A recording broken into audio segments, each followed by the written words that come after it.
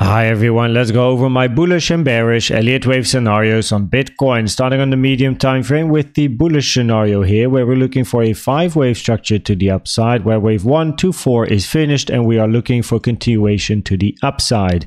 Wave 4 here retraced to the 0.236, which is a common target for a wave 4, taken from the low of 2 to the high of 3, and now we are looking for impulsive continuation to the upside, where the target area for your wave 5 is between 46.1k and 52.2k, with the 1.236 and the 1.618 taken from the high to the low of wave 4 with the Fibonacci retracement tool, and the 0.618 is taken from the low to the high of 3 to the low of wave 4. In the bearish scenario, we're also looking for a 5-wave structure, but this one is already finished with an ending expanding diagonal in a wave 5, which is very rare, lowers the probabilities for this particular scenario. Now, both of the previous scenarios could lead to this scenario over here, which is an important one because the longer price is ranging over here, the higher the probabilities for this particular scenario, where we are looking for a 5-wave structure as well towards the upside, but we get a much longer range in wave 4 for the first couple of months in 2024. We then have a wave 1, 2, wave 2 retracing to the 382 Fibonacci, taken from the low to the high of 1, which is a less common target for a wave 2, more common for a wave B. Then we have a wave 3 to the upside and start a potential wave 4. The most common target area for this higher degree wave 4 is between 40k and 34.8k, with the fibs taken from the low of 2 to the high of wave 3, with the invalidation being the 0.618 at 32.4k. And in this scenario, we are here then looking for a structure in a wave A or W, followed by a B or X, and then a C or a wave Y. And the probabilities for this scenario really increase if we continue ranging here or take the lows, right? This range should not take too much time. If we are looking for bullish continuation, we want to see that next week, right? Else the probabilities increase for this scenario here.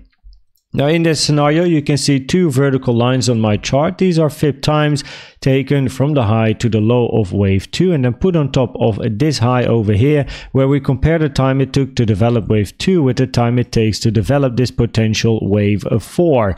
Now usually a wave 4 is longer in time than wave 2. However, this wave 2 is very shallow and also very long, and the rule of alternation says that a wave 4 therefore can also be short and deep, but still preferred a wave 4 that ends after the 0.382 fib time of wave 2, which sits on the 31st of January 2024. After this wave 4, we are then looking for continuation to the upside in a wave 5, after which we then expect a bigger retracement to the downside. If we look at the very bullish scenario, but initially a bit more bearish, we are looking for a double 1-2 here, wave 1, 2, 1, 2, and then we're looking for continuation in a very, very big wave 3.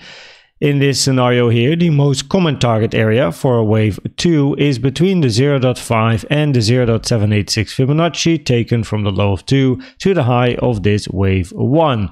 Now it lowers the probabilities that this high over here has a higher probability of being a wave X or a wave Y. Reason being that the probabilities are then higher. All of this is corrective, which therefore means probabilities are lower to reach this target area over here, to go this deep. But nonetheless, it is important to keep in mind the 34.8k area to 29.1k area is the most common target area for wave 2. The 382 is less common and the 886 is very rare. And if price would move to the downside, we do have a very important weekly gap over here, where the high of the gap is the white line at 34k and the low of the gap is 30.3k. So if we then look at the probability of these scenarios, then currently on the medium time frame, we are still looking for price to move to higher prices. Probabilities are higher for price to move to the upside at the moment, looking at either this bullish scenario, but that means that on the lower time frames, we want to see bullish continuation, right? And as mentioned in the video yesterday,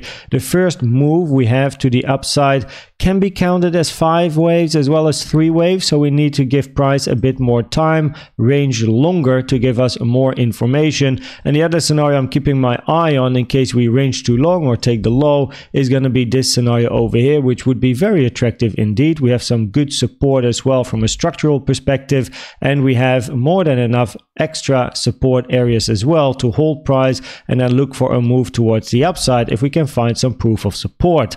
I hope that this video was helpful or valuable to you. Please check out the most recent educational video I've made about the best trading indicator you can use in my opinion, which is the CVD. And for now, thanks for watching and subscribing, and I'd like to see you at the next one. Bye bye.